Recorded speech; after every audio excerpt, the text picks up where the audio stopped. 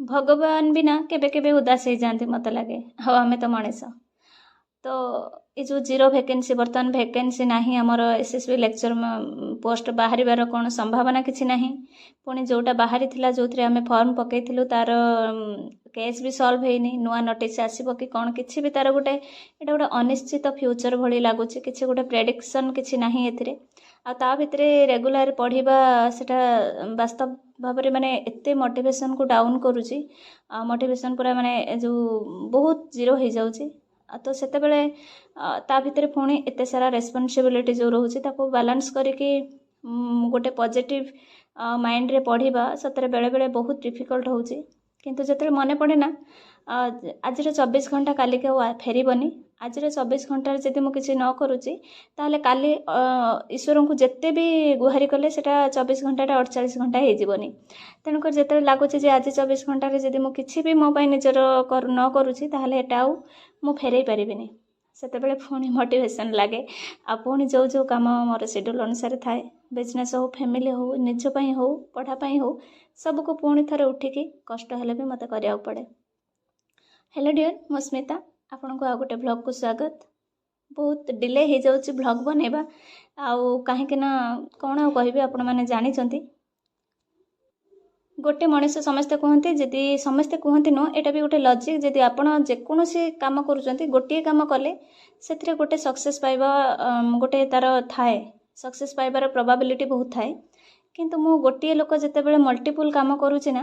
सेतेबेले निश्चित भाव में मु हुए कि जी हुए सेठी सबू कौन दिगरे से सक्सेस ठीक से पाई परिबो नहीं एटा मु जानिची किंतु एमिति हो जाइछि मो लाइफटा मु एमिति काम सब फसीची आउ जो थे कि ना मु कौन कम रु बाहरी पारिबिनी ना मो बिजनेस रु बाहरी पारिबी ना फैमिली रु बाहरी पारिबी ना मो स्टडी रु बाहरी पारिबी तो ये सबू को मु कहा माने कौथिरु भी मो निजको इग्नोर करके सेपरेटली कौन सी गोटे ट्रैक रे मु जाई परिबी नाही तो सेटा को मु माइंड रे पुरई देछि तेनु मते ए सबू को नेकी जिबाको पड़िबो हैला तापरे भी पॉजिटिवली मु रहिछि नाही कौन सी दिगरे किछि ना किछि गोटे क्लिक हबो तो अधा घंटा पढ़ुवा भितर मोर आज डॉक्टर पाखु जीवार थिला तो से मो अधा घंटा मात्र पढ़ी आसिकी घर टिके काम थिला ताको साथ देकी मु बर्तमान जीवी डॉक्टर पाखक तापर सेठू आसला परे पुणी आउ टिके जेहेतु मु पढ़ी नाही तो ताको सेटा को कंप्लीट कला परे मु पुणी सेकेंड हाफ रे आज सब को जीवी आमे सब बेले भाबंती आम इच्छा रे आमे सब किछि करि परिबा किंतु मते लागे आम इच्छा आम कि करती सत किंतु अनेक किसी जोटा कि ईश्वर प्लान थाए से ही हुए आमर खूब कम इच्छा पूरण हुए आ जो से अनफॉर्चुनेटली सेटा भी ईश्वर इच्छा थाए से पूरण हो जाए किंतु सबकि डिजाइन सबकि प्लानिंग ईश्वर हाथ में थाए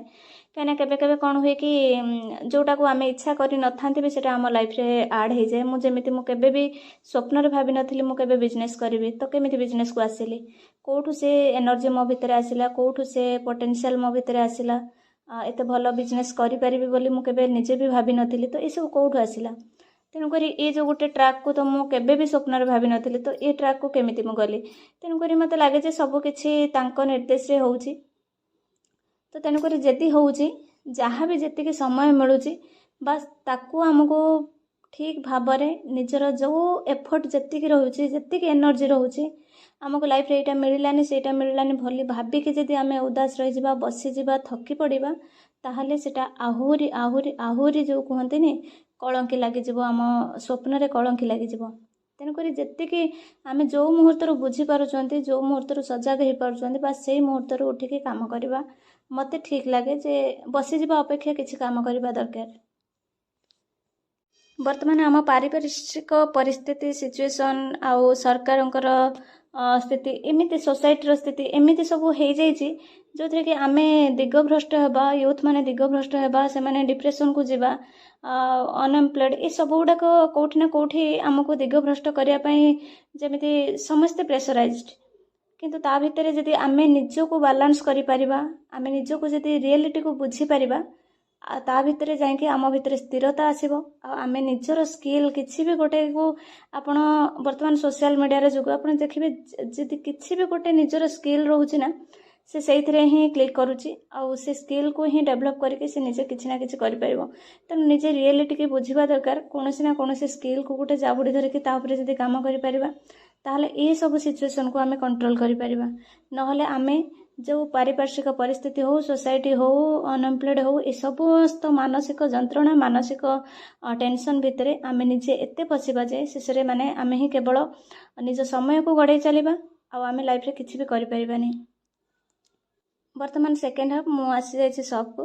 तो शॉप रू गला बेलू रात 10टा हो जाए तो आसबि आउ गोटे ब्लॉग नहीं कि thanks for watching and love you all.